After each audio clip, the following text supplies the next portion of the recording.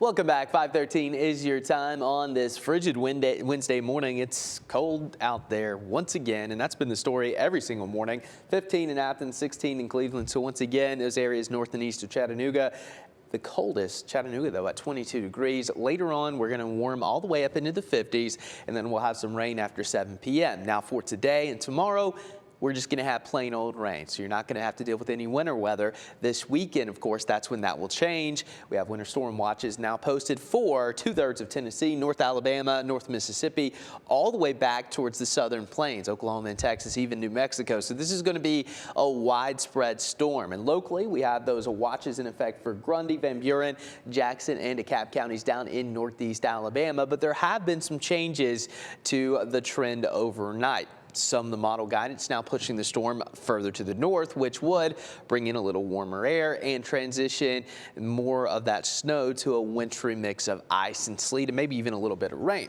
Now we also have some guidance still sending the storm pretty far to the south, which will allow colder air in and more snow and ice mixture here across the Tennessee Valley. So we're still several days away from the event. We're going to continue to fine tune the forecast, but I'm just showing you what the latest guidance is showing. So this is the European, the warmer solution. So as we get into early Saturday, still going to bring some wintry mix, likely some ice, sleet, and even a little bit of snow north of Chattanooga as we go throughout the day on Saturday. But what would likely happen Saturday night, storm really starts to ramp up, brings in that warmer air, and we have that warm nose, which could transition that ice over to, yes, even some plain old rain all the way up through East Tennessee.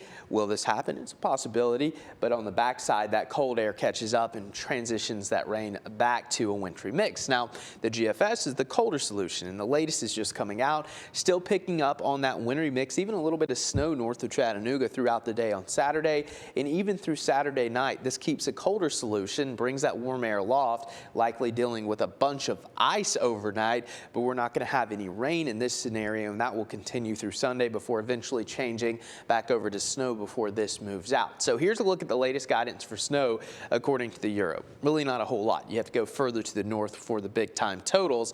GFS still picking up on a solid swath of 48 inches, really from north of the Tennessee border into parts of Kentucky. And then, of course, the BAM's also showing lower snow amounts. The issue is we're seeing higher ice amounts showing up. The European up to 1/4 to even 1/2 of an inch, which of course is going to cause some significant issues.